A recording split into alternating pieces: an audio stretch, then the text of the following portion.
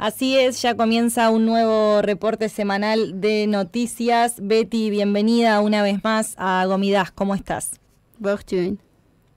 Hola Romy, Pariguesor, Lucín, espero que estén todos muy bien. Pasamos a nuestro reporte semanal, un domingo más, y lamentablemente vamos a comunicarles que continúa el bloqueo de Artsaj por parte de Azerbaiyán y hoy precisamente estamos en el día 42 de total asedio para 120.000 personas que no solo no tienen conexión con Armenia, sino con el resto del mundo. Como es de esperarse, la crisis humanitaria se profundiza y la situación es día a día más preocupante.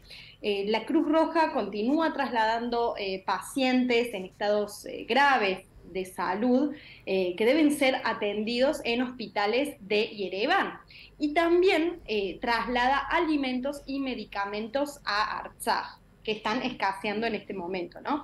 Recordemos que ahora solamente la Cruz Roja y las tropas rusas pueden entrar o salir de Artsaj.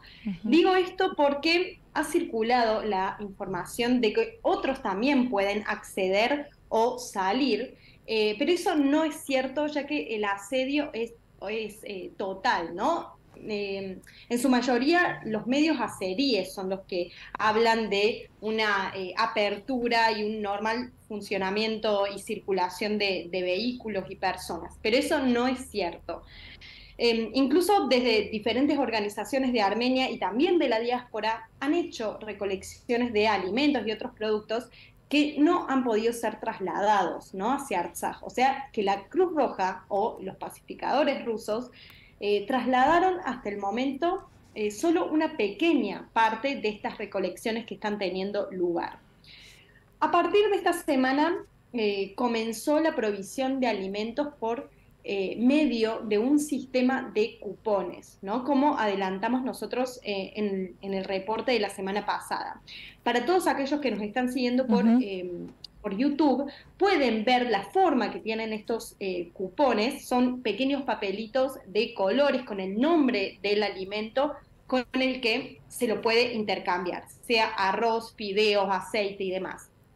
Hay diferentes sedes donde se pueden adquirir estos alimentos y en total son 200 tiendas en Stepanakert y 400 en las regiones fuera de la capital.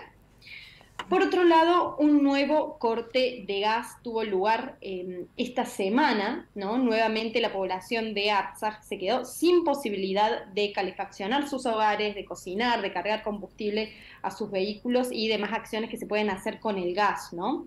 Sin embargo, unos días más tarde, Azerbaiyán abrió parcialmente el único gasoducto que ingresa a Artsaj desde Armenia y provee gas así a toda la población, pero la presión era muy débil, o sea que el gas no volvió del todo, ¿no?, sino que con ciertas restricciones.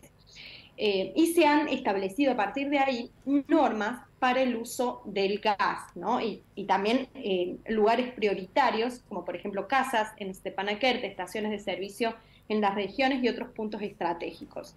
Sin embargo, hoy amanecimos con la lamentable noticia de que el gas fue cortado nuevamente, así que vemos que esto es una constante, ¿no?, de Azerbaiyán, de tirar y aflojar, Claro. en este caso con el gas, ¿no?, Sí, es con la un provisión del gas. manoseo y un juego con las necesidades de los ciudadanos constantemente. Esto de, como vos bien decís, un tire y afloje, ¿no?, de dar un poquito y enseguida resignarlo. Aparte estamos hablando de temperaturas muy bajas. Bueno, ahí vemos, en este momento marca, es la temperatura de Yerevan, pero debe ser muy similar. Vemos 2 grados en Yerevan en este momento. Claro, claro, claro. En realidad siempre, la mayoría de las veces que Azerbaiyán ha cortado el gas ha Claro. sido en temperaturas muy bajas, ¿no? En este momento, bueno, es el pleno invierno allí. Y para discutir, bueno, sobre todos estos problemas relacionados con el bloqueo, el ministro de Estado de Artsaj, Rubén Vartanian, convocó a una reunión con diferentes funcionarios donde se habló sobre la introducción de este sistema de cupones que les mencionaba, que se lleva adelante de acuerdo a un cronograma, ¿no? O sea que está bastante bien organizado.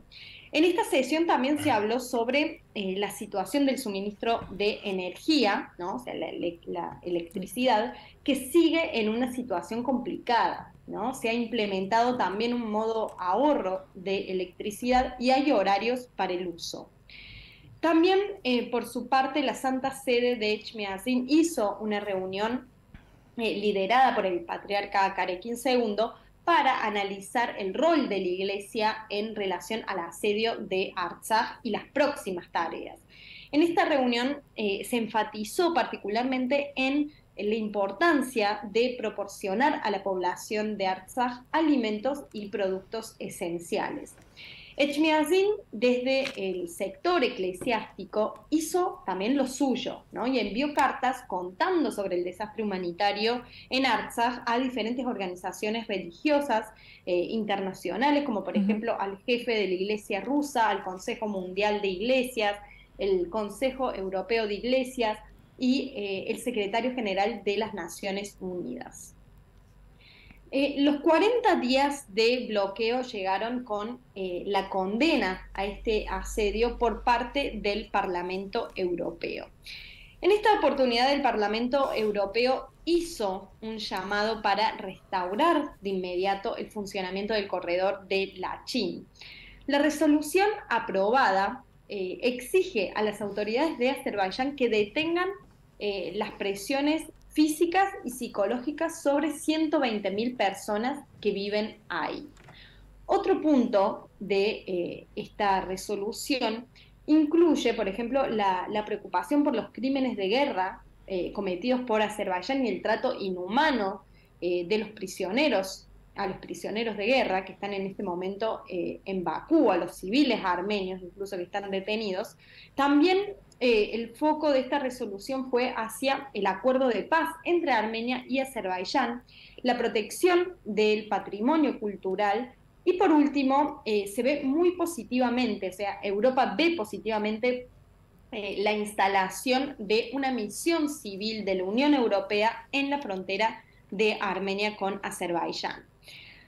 Ante esta buena noticia sobre la aprobación de esta resolución en Europa, la Asamblea Nacional y el Ministerio de Relaciones Exteriores de Artsaj agradecieron a los diputados del Parlamento Europeo y dijeron que apoyan la propuesta de que las organizaciones internacionales puedan enviar una misión de investigación al corredor de Lachin y así evaluar la situación humanitaria sobre el terreno, ¿no? Viéndolo con sus propios ojos.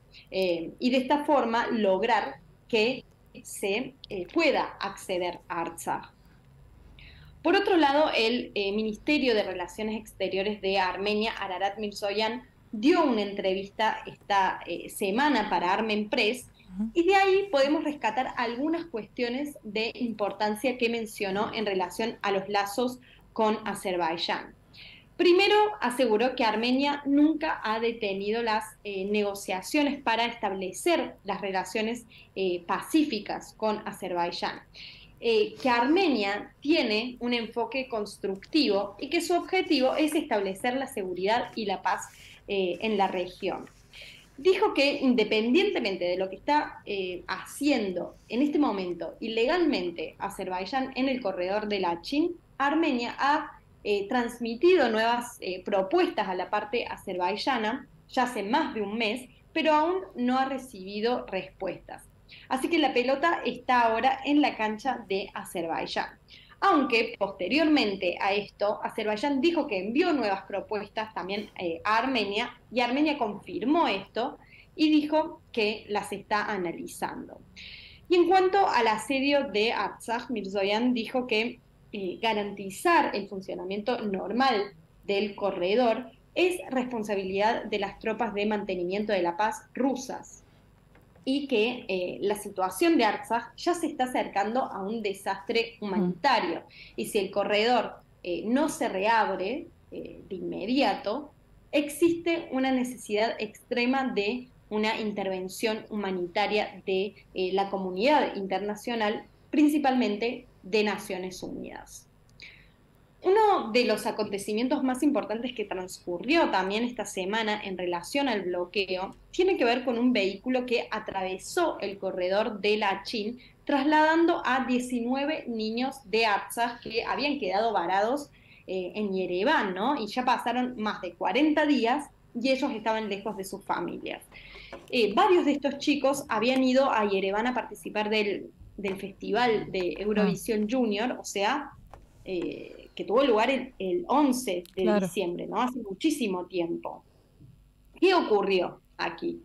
Mientras el vehículo cruzaba la parte de la carretera donde actualmente está cortada, o sea, en la zona de la entrada de Yuyi, los azeríes interceptaron la combi, abrieron la puerta y provocaron a los niños.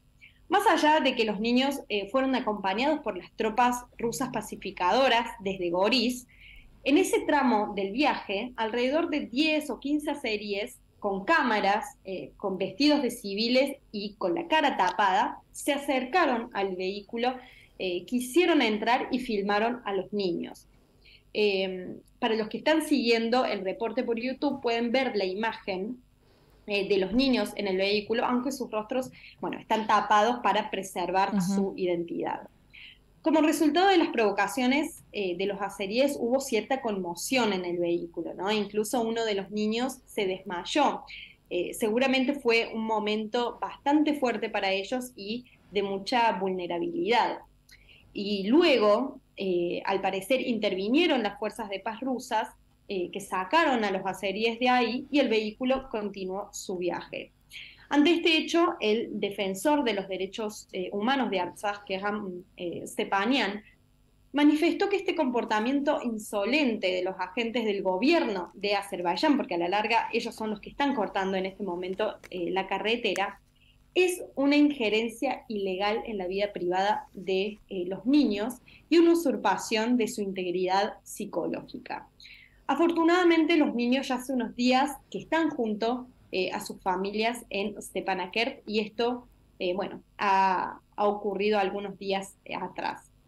Algunos datos para tener en cuenta en relación a esto es que actualmente hay 250 niños de Artsaj en Armenia, ¿no? Pero no Ujú. todos están sin el cuidado de sus padres. Algunos están con su madre, otros están con su padre.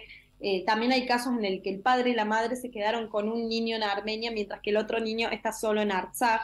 Y así en total hoy hay 70 niños que están en Armenia sin el cuidado de sus padres, ¿no? Esto Ya tiene se que ver, contaron. Betty, con que justamente el día del inicio del bloqueo, esas familias ya estaban divididas de esa forma por distintos motivos, ¿no? No es que se han trasladado posterior al bloqueo, claramente.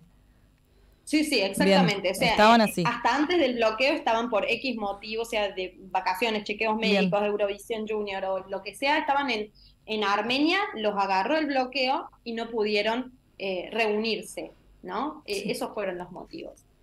Y respecto a esto, en una entrevista se le preguntó a Stepanian qué pasará con el resto de los 250 niños que están en Armenia, o sea, si se los trasladará a Artsaj o no, y él respondió que debe haber garantías de que el automóvil que los transporte no se detenga nuevamente, ¿no? Y que de ningún modo haya contacto con los Claro. azeríes. Así que hasta que eso no esté garantizado, los niños quedarán en Armenia.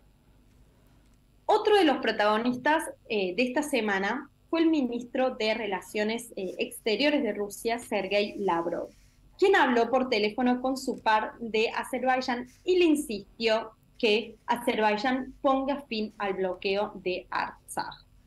Por su parte, el Ministerio de Defensa ruso dijo que su contingente de mantenimiento de la paz en Artsaj sigue con las negociaciones para abrir el corredor y que está cumpliendo con sus tareas y haciendo un monitoreo de 24 horas en 30 puestos de observación. Pero como vemos, aún no hay cambios en esta situación.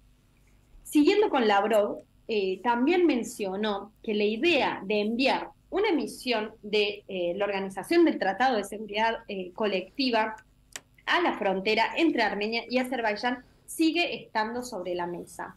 Recordemos que ahora hay una misión de la Unión Europea en la frontera desde hace ya varios meses. Y lo que dijo Lavrov sobre esto es que podría ser contraproducente si Bakú no está de acuerdo. Y si entramos en esta suerte de riña entre Rusia y la Unión Europea y Armenia en el medio, tironeada de los dos lados, debemos mencionar que en este contexto Lavrov dijo que Armenia prefiere entablar negociaciones con la Unión Europea, ¿no?, sobre el despliegue de observadores en la frontera con Azerbaiyán. Pero para que la misión sea creíble, dice Lavrov, su formato debe ser aprobado por ambas partes. Y Azerbaiyán, recordarán que no quiso en su momento que la Unión Europea realice monitoreos desde su lado de la frontera, ¿no? Así que este tema de las misiones de observación son muy polémicas, porque también marcan la división de bandos en Armenia y también en el mundo, ¿no? Así que debemos estar muy atentos a lo que ocurra en torno a esto de ahora en más. Y pasamos a una de las noticias más importantes también esta semana y las más trágicas, y consiste en el incendio de una unidad militar, específicamente en la subdivisión de ingeniería, que se situaba en la aldea Azad de Kegarkuni. Lamentablemente 15 soldados murieron y el resto fueron trasladados al hospital, y 3 de ellos se encuentran en estado grave. Al parecer los soldados muertos estaban durmiendo, ¿no?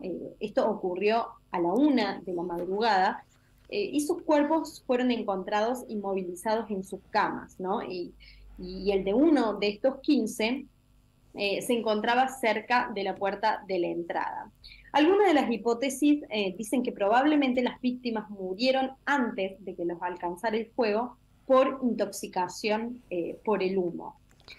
En un principio las causas del incendio fueron desconocidas, ¿no?, hasta que se iniciaron las investigaciones. Y después se empezó a manejar una hipótesis de que se debió a que las instalaciones y el sistema de calefacción no seguían las normas de seguridad. Como consecuencia de este hecho, que al parecer fue causada por la negligencia, si es que luego no nos sorprende otra cosa, varias autoridades como el subcomandante del cuartel general, el jefe del servicio de ingeniería de la brigada y otros fueron despedidos por el Ministerio de Defensa. Y vamos cerrando nuestro reporte con 2 noticias breves. La primera consiste en una nueva violación al cese al fuego por parte de Azerbaiyán en la zona de Yerazk, en la frontera con Najicheván. Esto fue anunciado por el Ministerio de Defensa de Armenia, y como consecuencia un soldado armenio fue herido de bala. Su situación es grave, pero su vida ya no corre peligro. Y por último, continuamos nuestro reporte. Vamos cerrando esta semana con la buena noticia de que Armenia fue elegida como uno de los mejores lugares para viajar en el 2023 por la revista Forbes. Fue un artículo en el que se publicó esta semana que se reconoce que Armenia es un hermoso país con una rica historia y cultura. Dice también que tiene lugares para hacer caminata, muchos lugares así, al aire libre, y una deliciosa cocina, ¿no?, entre otras recomendaciones que hizo Forbes en este artículo. Así que esperamos que este año sean muchos los que elijan a Armenia como un destino para visitar. Una buena noticia para cerrar, la verdad, después de escuchar un reporte muy duro, Betty, mucha información en lo que tiene que ver tanto la intensificación de la crisis humanitaria como las distintas conversaciones, pedidos de condena que se están llevando adelante y demás. Esperemos volver con mejores noticias la semana que viene y muchas gracias por tu tiempo. Muchas gracias a ustedes, nos vemos el próximo domingo.